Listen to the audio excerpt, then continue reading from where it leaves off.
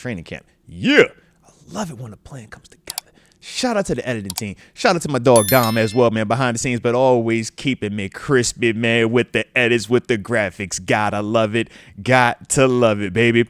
But with that being the case, though, man, like I said, we are 4 practices in, going on our first official padded practice.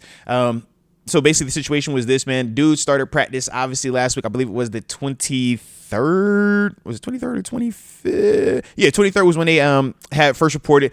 Obviously 24th, 24th, 25th, 26th, whether entry acclimation period practices type things like that. Then we had the rain out. What was that, yesterday? So they ended up being in the gym. But first pad practice gonna be today, man. I mean, it was pretty dope. Also, man. Looking at some of the Steelers broadcast stuff, man, obviously co-workers and stuff, man, when you're talking Missy Matthews, Max Starks, but man, seeing them doing their Steelers update from training camp in their full pads, Max got the helmet on, I'm like, yo, y'all are cutting up, man. Salute to those dudes, man. Always a blast, man, when I get to work with them as well, man. But when you're talking about, just where we at right now, man, with this pads coming out officially today, I'm excited, man, because like I said, this is where we're going to get that next step, take that next, step towards the progression of winning a championship, man. We can't get to actually playing real football without these pad things, man. Them Rydels, them pads, man, get on them shoulders and get out there and hit a little bit, man, because now we're going to get to see the answer to some of those questions that we have, man. When we're talking about the elements of, number one, are you willing to put your face in the fan? Specifically, when we're talking about our offense, right? Backs on backers, running backs. Jaylen Warren, we know you will hit. We know you are an absolute dog. I mean, dude, you look at Jaylen Warren's track record, training camp to regular season, he is hitting folk. He is laying people down. So to me, that's something that I feel confident in. But Caleb Johnson, new guy to the fold. Love his size, but can he block on the same type of level that we were getting from Jaylen Warren and even Najee Harris at times, right? So it's more than just being a runner. It's more than just being able to catch. Can you block as well? Because we're going to need somebody to stand in there for Aaron Rodgers when it's time for him to take that shot deep to DK and company, man. Somebody's going to have to stand up and take on that blitz and linebacker, man. That guy that's coming down the middle, free, unabated, and you got to put your face in the fan and you can't cut him. You got to sit there like a big dog. These are the things that we're going to get those answers to, man. I love that when you put the pads on. I'm also loving the fact that, man, we talk about these young tackles, right? And Broderick Jones, we know that's a name that has been circulating. It's had some varying reports around him.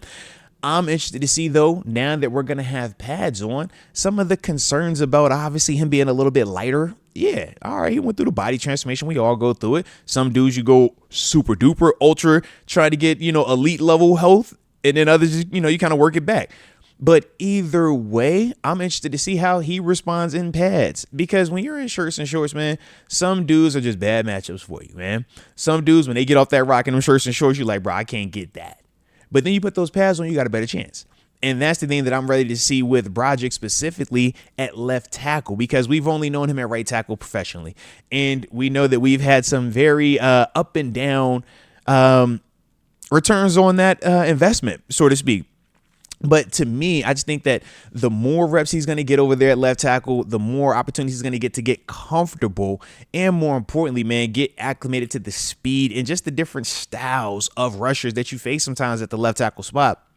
Those are the things that, to me, I'm excited to see about Broderick. But these pads coming on, that's how we get there, because we're going to get that one-on-one pass rush. And to me, one-on-one pass rush, it's a drill that, to me, as outside linebacker, you should never lose it. But at the same time, man, these offensive linemen, they're just as gifted, just as talented, and they belong at this level. But it also is that whole iron, sharpening iron mentality. When you're able to go best on best, man, good on good, and back-to-back reps, you're just getting after it. Coach T over there hyping it up. But this is what you want. This is the intensity that's going to ultimately help, mold Broderick into that tackle that we want him to be. Ultimately molding a Troy Fautano into that tackle that we want him to be. And we obviously know about these interior offensive linemen, man. Guys like Zach Frazier, Derek Harmon, guys like Y.A. Black, Mason McCormick. I'm like, man, pads, baby. This is what we need, man. Shoot, I'm over here eyeing up what day I'm going out there. I was like, you know what? Probably won't hit it over the weekend because I don't get too many weekends off once the fall hits. In fact, in about 3 weeks, I'll be on the high school football circuit calling Friday night games. And then, we're working on Sundays as well, baby, right? But I'm over here like, you know what? I'm going to have to peek out there next week sometime, man. Catch me like a Tuesday, Wednesday, one of the middle day week practices, man. All right, I'm going to have to pull up over there, man. But yeah, the pads coming out, man, that to me is always exciting because that is the real start of camp for my eyes, man. It's like, yo, that shirts and shorts, man, we still do OTAs. I want the thumping because now all those fast guys, this is where the dudes like me who, all right, people say, man, at the NFL level, we're all great athletes. We don't feel like that at the NFL level because we're amongst those athletes. How can I be a great athlete when I'm looking at Antonio Brown, right? How can I be a great athlete when you're seeing a Martavis Bryant? So this is the part that we love when you put them pads on, because now we get a chance to say, you know what? All you little fast guys, all you little zoom dudes, let me see what that look like when I hit you with this thing. When I hit you with that. That's the beauty of the game of football. And that's why the team concept is so prevalent at this level and specifically with this sport. And I think that's why I love it so much because it's so inclusive. It's not a sport where we're just out here like, yo, man, just do whatever. No, man. It's not a one man can just take over. Like, you got to operate together and everybody has their things. You listening to the different interviews, right? Guys like Robert Woods talking about, being the more steady veteran player, right? But we know he's going to do a lot of that dirty work, the blocking stuff, right? But then we're also looking at the DK to Aaron Rodgers connection. And it's like, man, we want that to be better. They're getting those reps out there, but these are the dudes that we're leaning on. These are the guys that we're going to need, so to speak, man, to really step that thing up. But this is the time frame for that. This is when they're going to get those opportunities. And like I said, that padded element, man, it goes to another level, man. And X concepts, you got to chill, man. You got to chill because he wants to get this training camp, right? This is what I love about training camp. You get all the stories. My man said, yeah, Christian Wilkins loves the game of football. Yeah. Emphasis on the ball part, a little too much. And yes, from what I have heard out there, wowzers. Yeah, man. Not cool, bro. It's not cool. Everybody don't play like that, bro. And you're like him specifically. I'm like, yo, you're a little too big to be playing like that because you're not a guy that somebody's just going to be able to just easily move you away. You're a whole 300-pound like grown man. Somebody might hit you with a stool. You see where I'm on, right? So yeah, man, like you got to be careful with that type of stuff. And once at that level, man, dudes communicating to management that, hey, I'm not okay with this. That is where you obviously have to take it to a next level of a level of seriousness because we're all men before we're football players, man, and we're alphas on top of that. And it's not even an issue of a dude being afraid of anybody because at that level, nobody is afraid in that capacity, but it's more so you understand the consequences of your actions. So you're conscious and you're, aware of that. But it's like, man, to prevent something major from happening in terms of escalation, because when large dudes like Wilkins gets to playing and doing that type of stuff, man, the dudes aren't comfortable with it. The next course of action is I got to do something to make him no longer feel the desire to be going around and kiss people. All right. Cause yeah, bro. That's just a lot, bro. That's a lot. Regardless of the intent, it's just a lot, especially when dudes aren't on that, man. So it's like, if your dudes, your teammates communicating they ain't with that, bro, you got to chill. When we get it, man, locker room culture is very different than a lot of places. And trust me, man, you get in the locker room, you be like, bro, you hear some weird stuff. You hear some stuff. You just like, bro, this is just chaos. It's crazy. But at the same time, it's a healthy respect in there too, man. And when that line is crossed, it's like, bro, this is going to go left yesterday. All right. If you don't step in here, management, somebody step in here. Collegiately, it's usually when the coach got to step in, right? Professionally, it's when management got to step in. But every once in a while, and for me, I was fortunate enough, man. I played, collegiately 4 years. You have experience or two, man, where you do see stuff like that. Play professionally for 9 years. You have an experience or two where, yeah, you do see where management has had to step in for various reasons.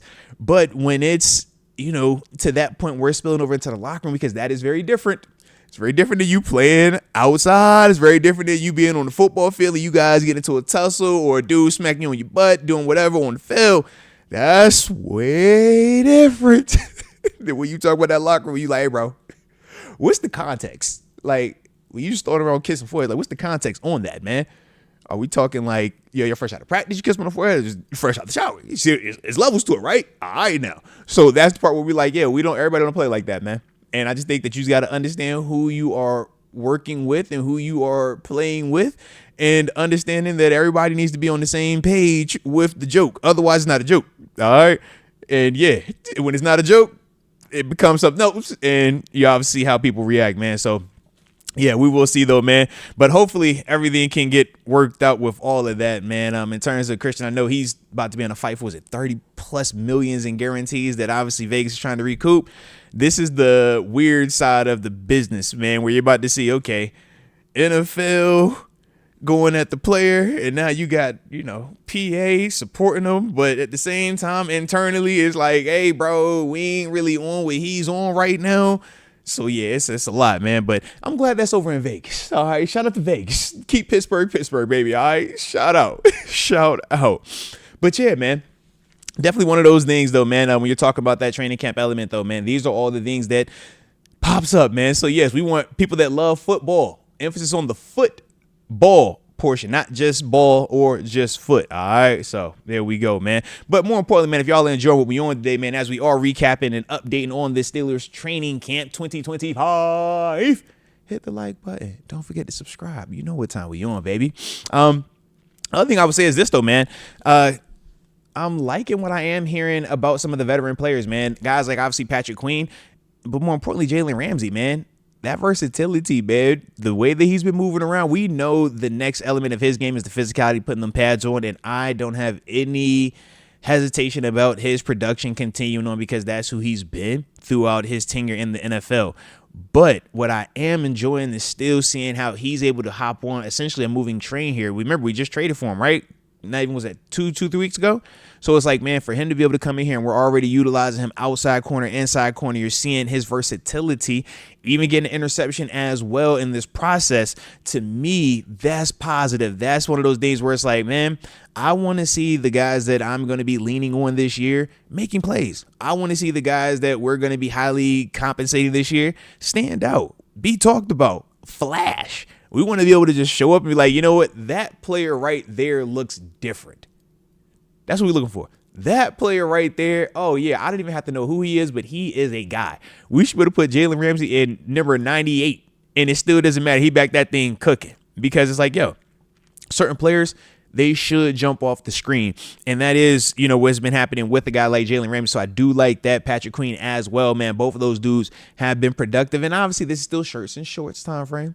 But I like it, though. And when you think about for both of these dudes, man, coming into this season, man, both on the NFL top 100 list. So league-wide, they're coming in with a certain reputation as well. And then when you're talking about the compensation that goes with both of those dudes, it's like, yeah, man, both of these dudes take up a nice part of the defensive payroll. We know the big payroll is obviously big, but seeing both of those dudes, man, being able to be early contributors, being able to fly around out there, especially in the secondary, something that we had concerns about last year, man, right? There were times where we were like, yo, we're not getting enough production. We're not getting enough splash. But it's like, all right, these are the type of dudes, man, that can help us. These are the type of dudes that we're going to specifically be looking to give us that production, to give us that splash, man. And they're both super capable of that as well, man. So I'm liking that. Obviously, we know it's still in the non-padded portion, man. They about a little bit over an hour away. Like I said, 1:55, man. They will be taking the field today, man, for their officially first official padded practice of the 2025 season. But some other notables, man. Some of these rookies, man, they've been flying around, man, flashing, and I do like it. Now, granted, like I said, everything that you're hearing me saying right now, I'm not even going crazy on it because the acclimation period of training camp, to me, is the extended version of mini camp and OTAs because you're just helmets and shorts. You're not hitting just yet. So when I think of, Caleb Johnson and how he's been flashing, looking good, showing some nice quickness. When I think of Will Howard, some of his decision making, how he's getting rid of that ball. When I'm looking at Derek Harmon, how he's flashing around as well. And even, dudes, the some of the younger back end dudes, Carson Bruners, Deontay Kents and stuff like that, or Dante Kents and stuff like that. It's just kind of like, yeah, I'm excited. I'm liking the reports. I'm liking the clips that I'm seeing as well. But at the same time, I'm taking it with a grain of salt because these pads are going to change a lot. And that's how it works. The pads, they bring a certain level of physicality. They also bring a certain level of mental, where you're impacted by that because now you got questions. Yeah. Do I really want to go across that middle knowing I might get hit in the face? Am I really trying to stand up in here and block this linebacker, Malik Harrison, that's running down this A gap? It felt way easier in shirts and shorts until he dropped that thing on me. Man, did you really make that tackle on Caleb Johnson? That one-on-one tackle in the alley, Mr. Safety? Or did he run through that? Like, these are the things that get rectified. These are the things that we get clarity on, man. And I think, like I said, it's super important. So like I said, those are the dudes, though, man, that you've heard me talk about that I am excited for. And more importantly, man, these are the dudes that I think that, as we continue to see, like I said, first padded practice today and these next couple of padded practices, we know Friday Night Lights is also this week. I think that it's going to be important, man, that, we do kind of keep an eye on some of these dudes, man, especially those younger cats, man, to see how they're going to be developing, because some of these dudes, obviously Caleb Johnson, Derek Harmon, we're leaning on them early this year, man. They're going to be out the gate playing, impactful snaps. So we need to see how quickly those dudes can get up to speed and staying healthy in that process as well, man.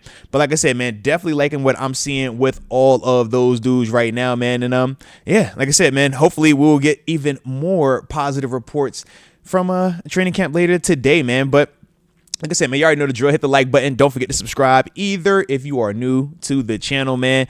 Let's see, man, how y'all are feeling, though, as it pertains to training camp, man. All right, let's see. But I say, because so far, so good, man. And let's see. Okay. Look like Hannibal bringing up how so far everybody's been relatively healthy. We do like that. And that's the part. Those are always my concerns, right? When we start putting them pads on, Coach T got a physical camp. All right. Super physical, but it's not a fighting camp. He's real specific. This is not an MMA camp. All right. We want tough guys, but we don't want MMA fighters. All right. That's his thing.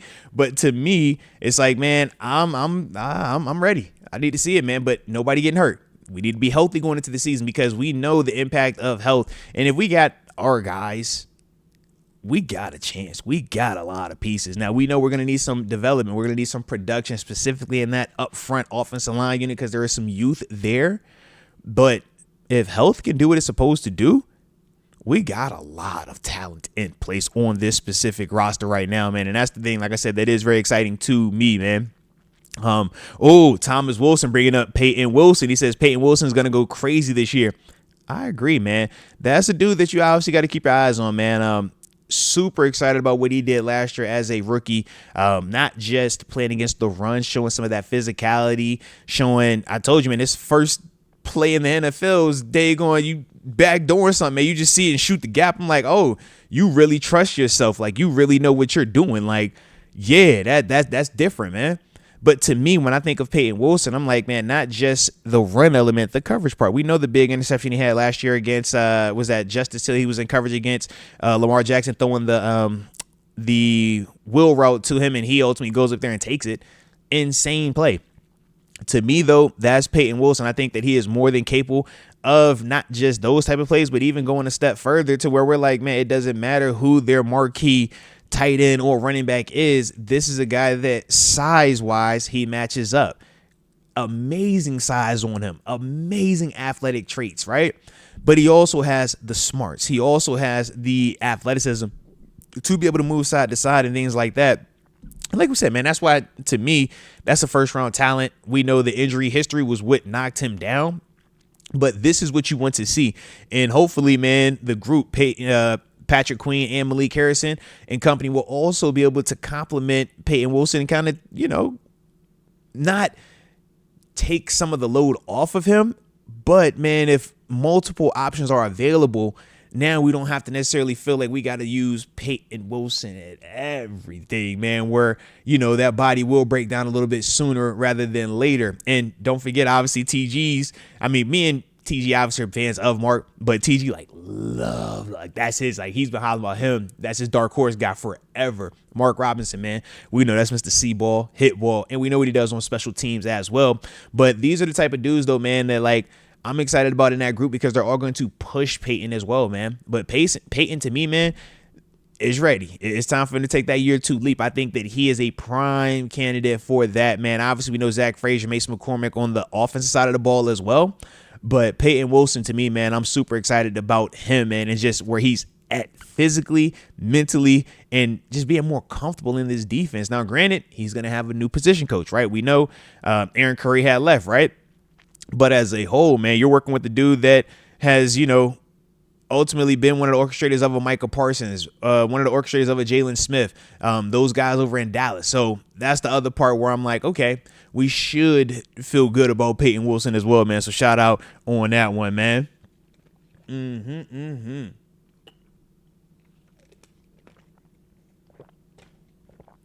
Shout out to Let's Go UW. He says it feels weird having so many former Ravens over here.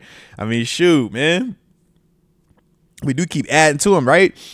Chuck Clark, man. I do like Chuck Clark, though, man. I will say something in my eye. But I will say with Chuck Clark is this, man. Like I said, physical, man. He's going to hit, but he's a smart player, man. Starter. Like, when I did the video when we were talking about Chuck, and obviously when me and Tanisha were on, we were talking about Chuck Clark signing here. It's like, man, this dude has started over, 60, 70 games at the NFL level.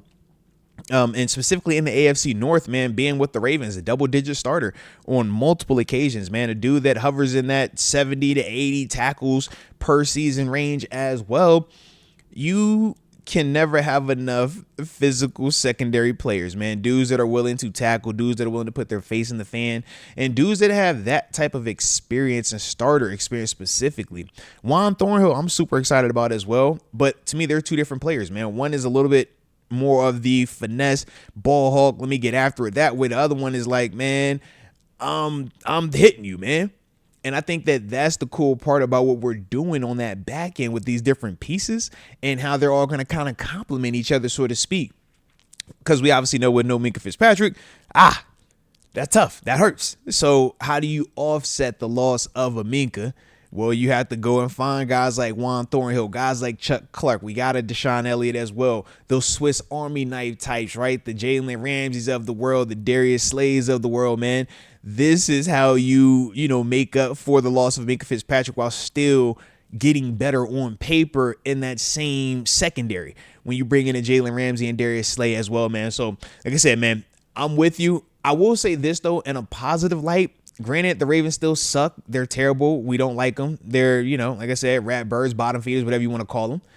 But they do a good job of, being a good little brother. And what I mean is that they try their hardest to follow our lead. They try their hardest to get players that look like us, that play like us. And, on occasion, they might hit it. So when they do, we take them. I.e. Deshaun Elliott, i.e. Malik Harrison, and now Chuck Clark. It's like, all right, you know what, y'all got a couple guys. Y'all got a couple. We take them. All right, come on, we get up off your hands, man. Y'all was using it wrong. All right, you made it a hot line. We made it a hot song. All right, that's how we look at any of these Ravens dudes that come over here and play with us as well, man. But yeah, I could definitely understand what you're saying, though, man. We do. Is there any other former Ravens on our squad right now that I think about it? And Patrick Queen. Yeah, I'm drawing a blank on PQ. That's the former Raven. Absolutely, man. But like I said, they was using them wrong. So that's what we had to take them, man. All right. So definitely dig in that, man. All righty.